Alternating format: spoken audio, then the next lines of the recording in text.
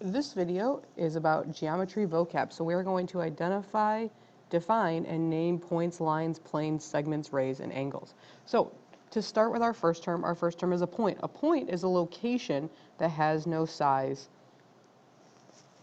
So we're just going to have a dot somewhere with a letter by. When we name our point, we just use a capital letter. An endpoint is the point at the end of a segment or the starting point of a ray. So here, B and C are endpoints, or D. So we would just name it B, C, or D. A line is a path that has no thickness and extends forever. So remember, in a line, you need to have arrows at both ends to show the line goes on forever in both directions, and there's going to be 2 points somewhere located on this line. When we name it, the order does not matter, so we're going to have GH or HG, and we're going to have a line with 2 arrows above it. Another way that you can name a line is if it has a cursive letter, so we can also name it with the cursive L. A segment is a part of a line that consists of 2 points and all the points in between. So a segment, we really have to pay attention to what those endpoints are going to be. So we're going to have JK or KL or KJ. The difference between a line and a segment is that the symbol above for segment is just a line with no arrows because it's not going on. Segments are going to have a defined length. A ray is a point of a line that starts on an endpoint and goes forever in one direction.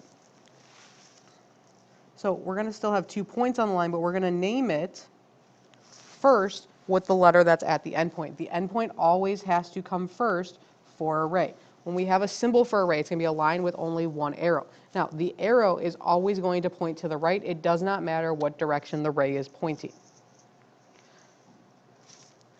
Then opposite rays are 2 rays that have a common endpoint and they form a line. So if our common endpoint is P, we're going to have 1 ray going this way that can be with a Q and the other one with an R. So we would say that PQ and PR are opposite rays. Notice that P has to come first in both names because P is the endpoint for both of our rays. The last one then is a plane. A plane is a flat surface that has no thickness and extends forever. When we draw a plane, we usually draw it looking like a box. So think about like the floor of your house or the floor of the classroom. That would be a plane. Planes are going to have a bunch of different points. They're always named by 3 points. So we can name it HTZ, ZTH, THZ, and so on. We can switch the order of the letters. It doesn't matter. The other way that we could name it is with a cursive capital letter. So capital S in cursive. Now, the 3 building blocks of geometry are the ones that are going to have no thickness or size. Those are going to be our point, our line, and our plane. Let's look at a couple more vocab words. So collinear means that there are points that lie on the same line. Remember that any 2 points are always going to make a line. So in this case, if I have a line, B, T, R, all of those points are collinear because they're on the same line. But we only need 2 of those points to know that we have that line there. Non-collinear are points that do not lie on the same line. So for example, we could have A and C on the line, and D is going to be non-collinear because it's not on the same line as AC. So the same thing works with planes. So when we have coplanar, that means that there are points that lie on the same plane, and we need 3 non-collinear points to form a plane. So if I have R, T, and Q, this is creating a plane because there's not a line that can go through all 3 of those points. Whereas if I try to make a plane around this one up here with the R, T, and B, that wouldn't work because they're all collinear. We need another point that's not collinear. Types of intersections. So there's a couple of different intersections that can happen between points, lines, and planes. So if a point and a line intersect, they're going to intersect at a point. So for example, if I have a point S, when I draw a line through it, S is going to be the intersection. If we have two lines, those are also going to intersect at a point. Think about last year when you were doing systems of equations, when we were graphing lines, we found solution by figuring out where those lines intersected with each other. The next one is a line and a plane. So a line and a plane intersect at a point. So if I have a plane and then I have a line that's going through it, it's going to intersect at that point. And the last one is two planes. So think about when two walls meet at a corner, they are going to form a line. So if I have a plane and then I draw another plane, this line is going to be their intersection point. So let's use the diagram to answer some questions now.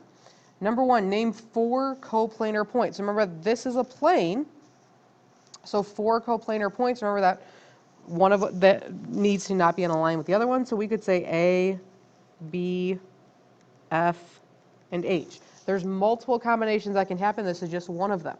Name 2 lines. So we have one line here, which we can name EG. Remember to put your line symbol with both arrows. And another line we could have is BK. Name 2 rays with the endpoint K. So remember, it's going to start at K and then go in a direction. So we have KB.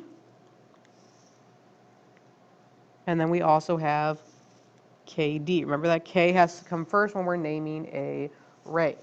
Name the plane in 2 different ways. So remember that we need at least one non-collinear point to name our plane. So we can name it A,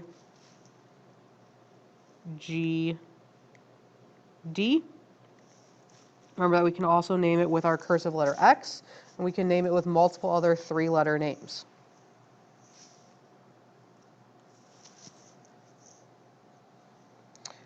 Use the diagram below to answer the following questions.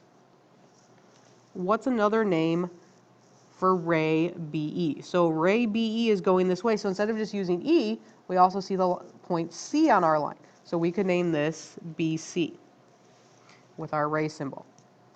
How many segments do you see? So remember, segments are going to have endpoints. So when I'm looking at my segments, we have 1, 2, 3, 4, 5, 6, 7, 8.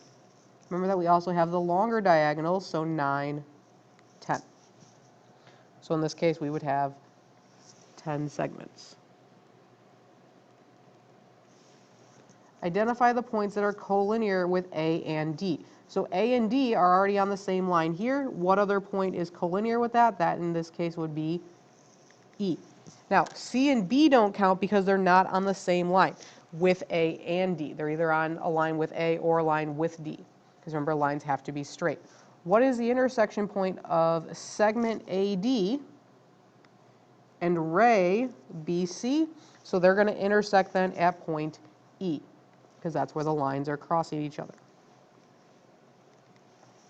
Now let's look at angles. So angles are made from 2 rays that share a common endpoint.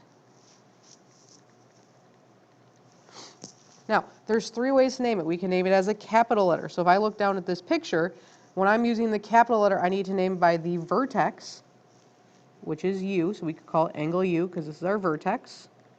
And these are our 2 rays.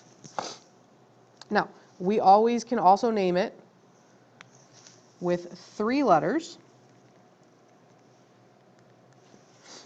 And we always got to remember that the vertex is always in the middle. So I can name it angle BUS.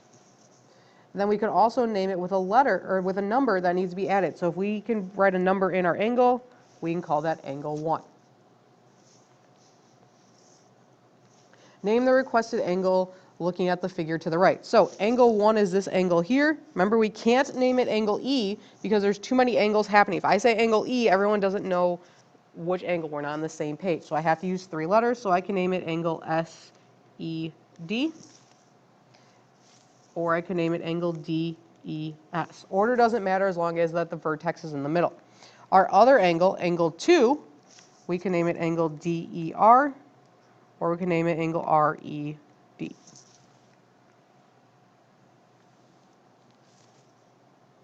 Construct the following. So draw and label segment WT. So remember, segments have an endpoint on both sides. WT, order does not matter. Number 2, draw and label ray WT. So now, order is going to matter. W has to be that endpoint by itself, and T is going to be somewhere else between the endpoint and the arrow. Number 12, draw line WT. So we're going to draw a line with 2 arrows, and we're going to put W and T somewhere on that line. 13, draw and label ray TW. So this time T has to be the endpoint. We're going to go a direction, and W somewhere else on that line. 14, draw and label segment AB intersection CD at E. So we're going to have AB with our 2 endpoints. It's going to pass through with CD, that's a line, and that intersection point in the middle is going to be E. Last one, 15, draw an angle RED. So we have our angle, it can open as much or as little as you want. E, remember, has to be the vertex because it's the middle letter. And then D and R can go somewhere else, one on each ray.